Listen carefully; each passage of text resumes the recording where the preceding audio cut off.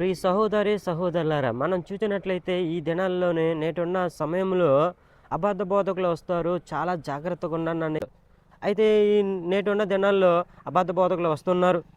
వారు మా సన్నిధికి రండి, మా మందిరానికి రండి, అక్కడ క్రీస్తు యొక్క ప్రేమ ఉంటుంది, క్రీస్తు యొక్క బోధ ఉంటుంది అని చెప్పి వారు వాక్యాన్ని వక్రీకరిస్తూ ఉంటారు. వారు మంచితనాన్ని వారికి విశ్వాసుల ముందు మంచితనంగా చూపిస్తారు, కానీ వారు లోపల ఉన్నది ప్రమాదకరమైన తోడేలని గమనించండి.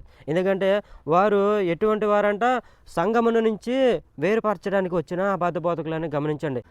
దినాన జ్ఞానం కలిగిన ప్రతి ఒక్క విశ్వాసి కూడా అబద్ధ బోధకులను గమనించడానికి అది చాలా కష్టంగానే ఉంటుంది. ఎందుకంటే అబద్ధ బోధకులు గుర్ర వేషం వేసుకుని తోడేలు కనుక, ఆ తోడేలను మీరు గమనించాలంటే మీకు దేవుని యొక్క సహాయం కావాలి. ఆ దేవుని యొక్క సహాయం కావాలంటే మీరు ముందు వారితో పాటు ప్రయాణం చేయకుండా దేవునితో పాటు ప్రయాణం చేస్తే, మీకున్న జ్ఞానాన్ని అభివృద్ధి చేసుకుంటే కనుక మీరు దేవునితో పాటు ప్రయాణం చేయగలుగుతారు. తమ స్వలాభం కోసము, ధన వ్యామోహము కోసము, క్రీస్తు అనే మార్గం నుంచి తప్పించడానికి, విశ్వాసులను తప్పించడం కోసము అబద్ధ బోధకులు వస్తారు.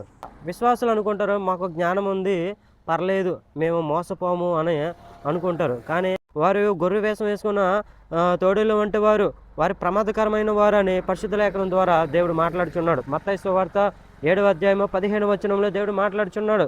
కాబట్టి ప్రియ సహోదరి సహోదరులారా, క్రీస్తు అనే సంఘం నుంచి మనం వేరు అవ్వకూడదు. క్రీస్తు అనే సంఘంలో మనము బలముగా ఉండాలి. క్రీస్తు అనే సంఘంలో బలముగా ఉంటే ఆయన వచ్చి రెండో రాకడ సమయంలో మనం అందరం కూడా ఎత్తబడే వారముగా ఉంటామని గమనించండి.